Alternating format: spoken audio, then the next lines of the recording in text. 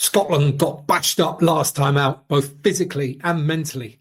They've been out in Spain getting in some quality training, but what shape will they be in when they arrive at the Alliance Stadium this Saturday?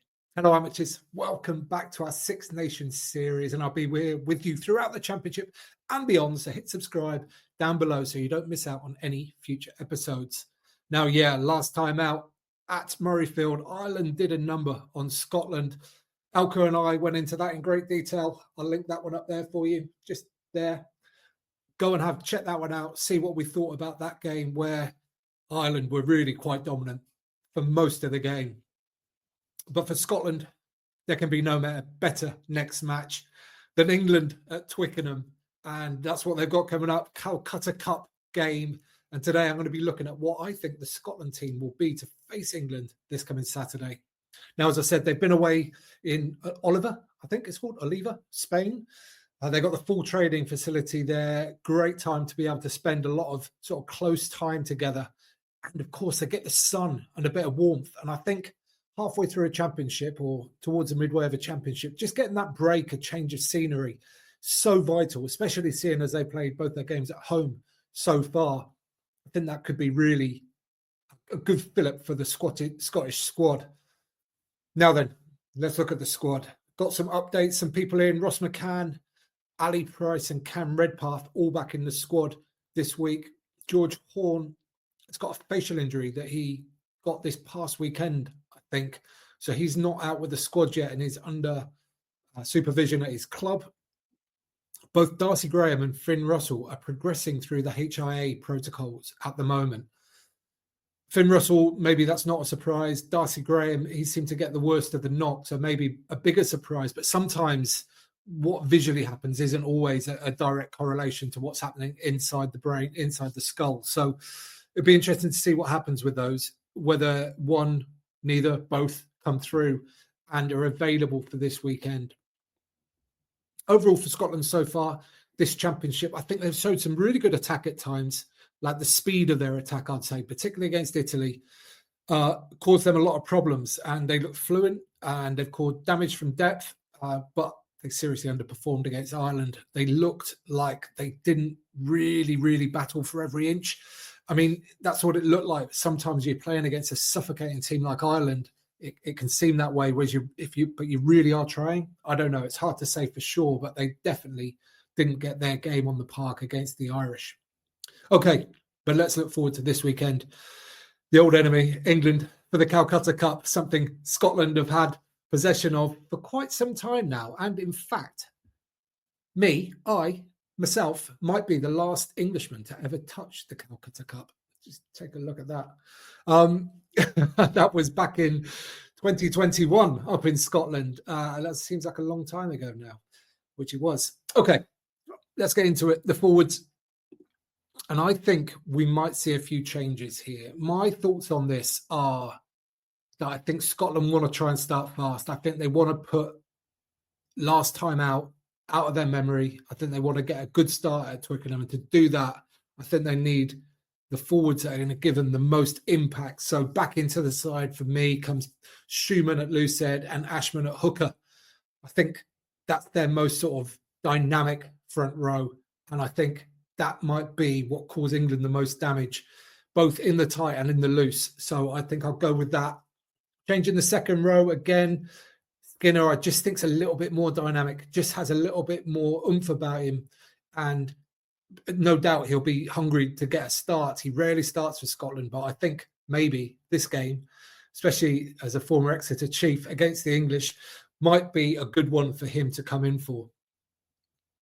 In the back row, I thought these guys actually showed up pretty well against Ireland. There was plenty of fight in them. Dempsey made a good carry that led to the Duhan van der Merwe try. Fagerson did some good physical things in the tight, and Darge was everywhere. So I think they are the right picks to, again, keep their places and take on England. Into the backs, and this is where it could get very interesting. I am going to assume, for the purposes of this video, that neither Russell or Darcy Graham return fit. Now, selecting the 10, I've gone back and forth on this quite a few times. I thought about putting Jordan in there. He looks like he's full of confidence and could certainly do a very good job of that. But then I thought, actually, they probably want as much stability as they can. And Jordan's done a very good job at 12, I would say, overall this championship. So Fergus Burke in at 10 for me to make his debut. Keep as much of the rest the same with Carl Rowe coming on the wing for Darcy Graham. I just think that gives the most balance. It gives the most chance for Scotland to really put a cohesive performance on the pitch, assuming, of course, Russell and Graham aren't fit. And if they are, I'm certain they'll start, obviously.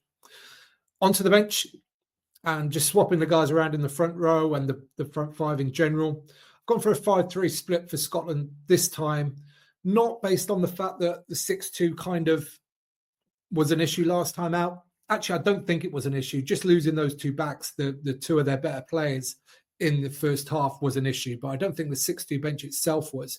They sort of played out the rest of the game without any further injury issues. So I think that was fine. But I just think with the changes that I've suggested, I think they want more cover. I think they would want to be able to change things if things aren't going well. So with that in mind, we've got Dobie at 9, assuming, again, that George Horne doesn't get back fit, with Hutchinson and McDowell to cover the 3 quarters.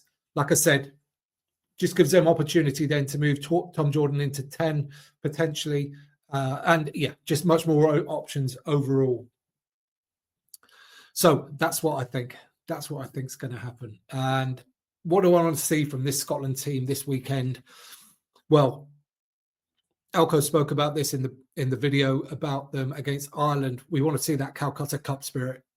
The Scots in this fixture always turn up breathing fire, and they need to do that again this weekend. That is the bare minimum. I've no doubt that will happen.